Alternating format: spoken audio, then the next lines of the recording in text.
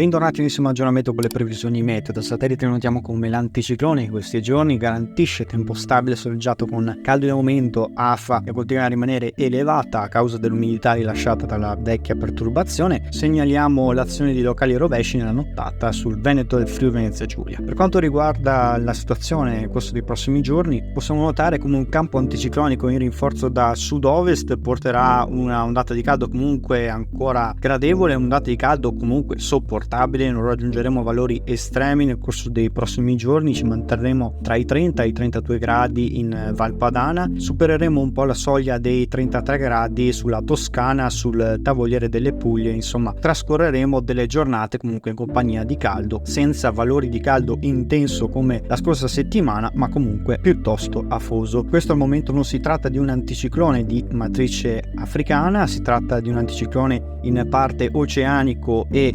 afro-mediterraneo, appunto per il rilascio dell'umidità della vecchia perturbazione che porta dei locali piovaschi solo sulla Grecia e sulle regioni balcaniche. Intanto le correnti umide instabili rimangono più orientate, come si nota, sul nord Europa, portando a delle note instabili. Il caldo intenso di matrice africana invece si verificherà solo sulla Spagna e sul Nord Africa. Nella giornata di venerdì, caldo che diventa più afoso anche sulla Val Padana, valori termici anche fino a 34 gradi sulle pianure del nord, specie sull'Emilia Romagna. Sulla Toscana supereremo anche localmente i 35 gradi, così come sul centro-sud Italia. Torneremo anche sulla Sardegna a valori tra i 32 e i 35 gradi, sulla Sicilia valori un po' meno alti tra i 30 e i 33 gradi. Continuerà a fare molto caldo sulla Spagna, continuano a spingersi le correnti africane verso il sud Italia, portando questo rialzo termico, mentre il nord continuerà a essere appunto protetto, diciamo così, dallo scudo di un anticiclone di tipo oceanico che insomma manterrà le temperature su valori meno caldi, ma comunque su valori leggermente sopra la media del periodo. Intanto scendono delle correnti fresche instabili, queste correnti da monitorare perché porteranno una instabilità nel corso del weekend a partire dagli stati dell'Europa occidentale, spingendosi fin verso le Alpi sul nord Italia, e vedremo infatti la situazione proprio nel corso del weekend che andrà instabilizzandosi su quei settori. Da segnalare la possibilità di locali rovesci, così come erano previsti nella giornata di giovedì, sempre nelle ore pomeridiane sulla Sicilia. E arriviamo così al weekend. Una perturbazione con forte maltempo porterà nella giornata di sabato sulla Spagna settentrionale, la Francia e la Germania a forti temporali associati anche a locali grandinate. Alla luce di queste considerazioni si prospetta una domenica alquanto movimentata sulle regioni alpine, causando un'intensificazione dell'instabilità. Lo vedremo poi. Intanto si osserva come aumenterà anche della instabilità non solo sulla Francia, sui paesi dell'Europa occidentale, ma anche qualche piovasco possibile sulle Alpi centro-occidentali, così come anche possibili piovaschi sul Piemonte occidentale entro la serata. E si prospetta un sabato comunque soleggiato su tutta Italia, qualche annuvolamento possibile solo sulle aree appenniniche e alpine. Le temperature aumenteranno leggermente, saranno sempre sopra la media, tra i 30 e i 33 gradi al nord, picchi di 34-35 gradi sulla Toscana, 35-36 gradi al centro e anche fino a 37 gradi localmente al sud e sulle isole maggiori, proprio per la spinta del caldo africano che riuscirà ad avanzare sempre più verso il sud Italia. Intanto si nota anche l'azione di locali rovesci e temporali sugli stati orientali dell'Europa. E arriviamo alla giornata di domenica, che sarà caratterizzata da alcuni piovaschi o temporali sulle Alpi tra il pomeriggio e la sera, che potrebbero scendere proprio sui settori delle zone prealpine lombardo-venete e sul Trentino. In questo caso da confermare la possibilità di alcuni temporali sulle alte pianure di Piemonte, Lombardia e del Veneto, ma al momento appare una probabilità davvero molto bassa, essendo che il fronte temporalesco si concentrerà maggiormente sulla Germania, quindi sul centro Europa e sulle zone alpine. Locali temporali potranno agire invece localmente sulle zone della Spagna e sul Nord Africa, mentre continuano alcuni locali piovaschi sulla Grecia, sull'est Europa, per l'azione di una piccola depressione. L'anticiclone africano continua a portare temperature piuttosto elevate, continuano a mantenersi sempre su valori molto miti, fino sempre a 36-37 gradi al centro-sud, sempre comunque tra i 32 e i 35 gradi altrove, fino a 33 gradi al nord. Qui assisteremo a un lieve calo delle delle temperature, un leggero rialzo solamente sulla Sicilia. Ma come si nota, l'anticiclone delle Azzorre si risveglierà a partire proprio dall'oceano, delle correnti miti si spingeranno sempre più verso la Gran Bretagna per consentire molto probabilmente a delle correnti causate da questo fronte temporalesco di portare un peggioramento del tempo anche sul nord Italia nella giornata di lunedì. Sussiste al momento una incertezza, ma sembra che lunedì alcune celle temporalesche potranno svilupparsi nel pomeriggio anche sulle aree pianeggianti, soprattutto del nord-ovest, per poi causare entro la fine del mese delle precipitazioni più importanti sulle regioni del centro-sud. Al momento appare bassa questa ipotesi da parte dei centri modelistici, che comunque vedono la maggior parte delle correnti orientali più fresche capaci di introfularsi fin verso il Mediterraneo e mettere quindi in campo della locale instabilità, soprattutto sulle regioni meridionali. In questo caso sarebbero più avvantaggiate le regioni meridionali dalle piogge, mentre il resto del nord Italia sarebbe insediato da precipitazioni sotto la media, quindi clima un po' più secco, quindi precipitazioni meno presenti se non localmente sulle Alpi, e quindi tanta stabilità tra la fine del mese e l'inizio di settembre. Questa al momento l'ipotesi, ma appare possibile anche una seconda soluzione che appare ad oggi comunque ancora bassa: la possibilità del risveglio delle correnti atlantiche tra il 30 e il 31 del mese di agosto. Insomma, ci sono ancora tante possibilità, è una tendenza proprio in soldoni, dovremo ancora ritornare su questa questione. Intanto vi rimando ai prossimi aggiornamenti meteo e non perdete i prossimi contenuti.